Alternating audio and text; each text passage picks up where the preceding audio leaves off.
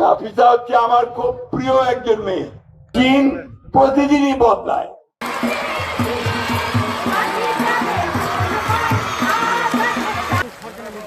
চায়নার সম্মানিত অ্যাম্বাসেডর ইতিমধ্যে দুবার চীনে গেছি, তারও আগে আমি চীনে কয়েকবার গেছি, কিন্তু চীন প্রতিদিনই বদলায়, প্রতিদিনই তার উন্নত হয়, উন্নত থেকে উন্নততর হচ্ছে। আজকে সারা পৃথিবীতে চীন একটা শক্তিশালী দেশে পরিণত হয়েছে। চীন সবচেয়ে বেশি এখন তাদের জনগণের কল্যাণ করেছে।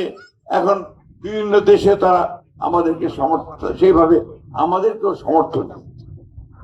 আমাদের উন্নয়নের ক্ষেত্রে তারা আমাদেরকে সমর্থন দিচ্ছে। আমাদের রাস্তাঘাট, ব্রিজ, কালভার্ট, ইউনিভার্সিটি এগুলো তারা বানানোর থেকে আমাদেরকে সমর্থন দিচ্ছে।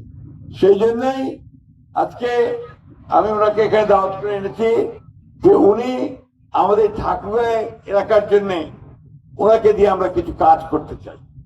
সেই কাজগুলোর মধ্যে হচ্ছে আমাদের এখানে আমরা শিল্প কলকারখানা তৈরি করতে চাই।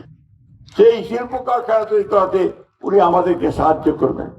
উনি কথা দিয়েছেন যে আগামী 2-1 মাসের মধ্যেই তিনি এখানে চীনা প্রতিনিধিদের পাঠাবেন, যারা এই অঞ্চলে শিল্প কারখানা তৈরি করার উদ্যোগ গ্রহণ করবে আমাদের ব্যবসায়ীদের সঙ্গে।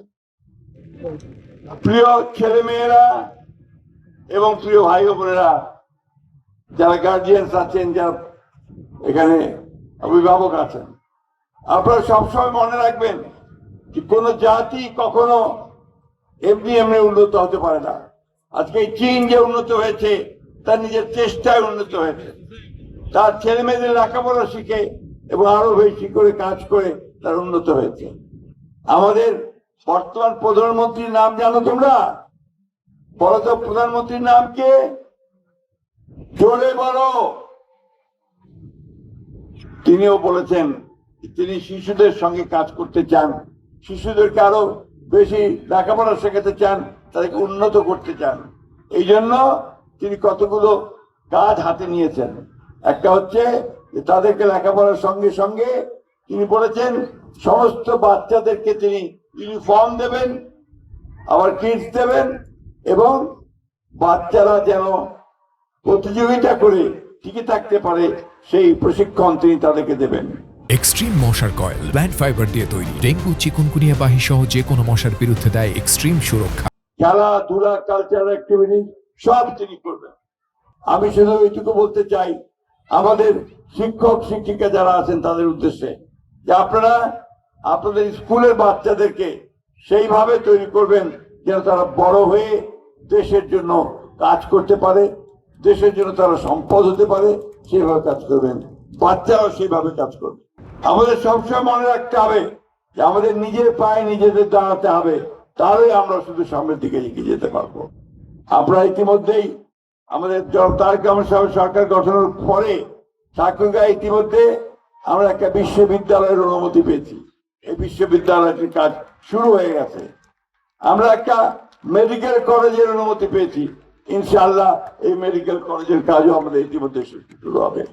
সেই কারণে আমরা যেন দ্রুত আমাদের অন্যান্য কাজগুলো করতে পারি, সেই ব্যবস্থাগুলো আমরা নিতে পারবো। আমি আর বক্তব্য দীর্ঘ করবো না। শেষে বলতে চাই যে বাংলাদেশ চীন মৈত্রী এটা আরো দীর্ঘজীবী হোক, তাই না? তো সবাই তোমরা একটা স্লোগান দিয়ে বলবে, Bangladesh China friendship long live, long live Bangladesh China friendship.